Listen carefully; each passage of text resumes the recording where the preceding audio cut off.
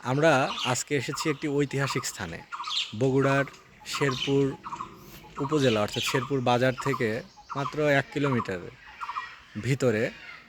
এই জায়গাটার নাম হচ্ছে খেরুয়া মসজিদ। দেখতে পাচ্ছেন পিছনে যে দাঁড়িয়ে আছে ছোট্ট মসজিদটি, 3 গম্বুজ বিশিষ্ট। 3টে গম্বুজ, যে উপরে 3টে গম্বুজ রয়েছে এবং ডোম, DOME, ডোম অর্থ হলো গম্বুজ। তো 3 ডোমড মস্ক, এটা নাম হচ্ছে খেরুয়া মস্ক। অনেক আগের একটা মসজিদ, এটা বোধ হয় কয়েকশো বছর পুরাতন, তবে এক্স্যাক্ট ডেট, নির্মাণ সাল এবং বর্ণনাটা ওখানে যে একটা ফলক ছিল সেটা এখন অস্পষ্ট। ওখান থেকে পড়ে শোনানো আপনাদের আজকে সম্ভব হলো না। যদি স্পষ্ট থাকতো তাহলে আমি ওটা আপনাদের দেখাতাম বা শোনাতাম। দেখুন ক্যাম্পাসটি কত সুন্দর, ইভেন এখানে পাখির ডাক শুনতে পাচ্ছি। দেখতে পাচ্ছেন আপনারা বোধহয় ব্যাকগ্রাউন্ডে কিন্তু শব্দ শুনতে পাচ্ছেন পাখির ডাক। চারপাশটা সীমানা প্রাচীর দিয়ে এভাবেই প্রোটেক্টেড করা হয়েছে, নিরাপত্তা বেষ্টনী রয়েছে, আম গাছ রয়েছে, তাল গাছ রয়েছে, ছায়া সুনিবিড়, পাখি ডাকা একটি জায়গায় অবস্থিত। শহরের কোলাহল থেকে একটু দূরে, খানিকটা দূরে। অনেকেই এখানে দূর দূরান্ত থেকে আসে ছবি উঠাতে। আশেপাশের যারা শিক্ষার্থীরা রয়েছে তারাও এখানে বেড়াতে আসে বা ঘুরতে আসে।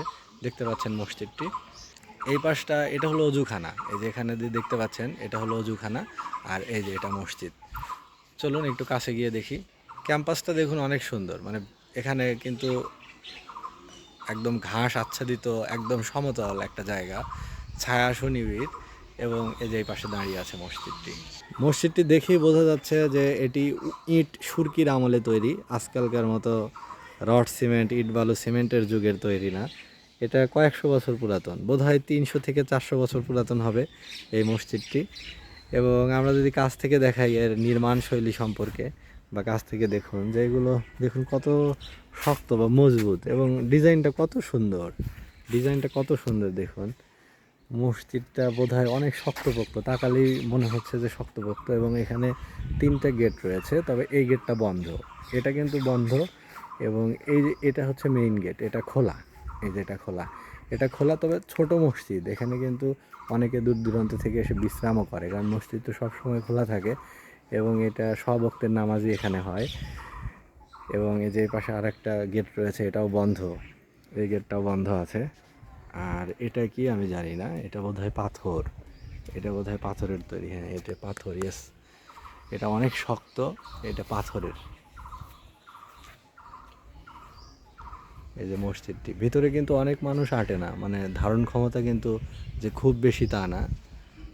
ভিতরে মাত্র 3টে কাতার রয়েছে, অর্থাৎ 3 সারি মানুষ দাঁড়িয়ে নামাজ পড়তে পারে। 30-35 জন এরকম হয়তো সংখ্যা হবে, মানে একসাথে নামাজ আদায় করতে পারে। অর্থাৎ এখানে কিন্তু অনেক মানুষের, মুসল্লিদের নামাজ আদায়ের মানে জায়গা এটা না। তবে মসজিদটি দেখুন কত সুন্দর এবং বিচিত্র একটি ডিজাইন। এখন বাংলাদেশে এরকম প্রাচীন যুগের মসজিদ বা 200-400 বছর আগের মসজিদ কয়টা আছে? আর হাতে গোনা হয়তো কয়েকটা আছে। তার ভিতর এই বগুড়ার শেরপুরের খেরুয়া মসজিদ অন্যতম।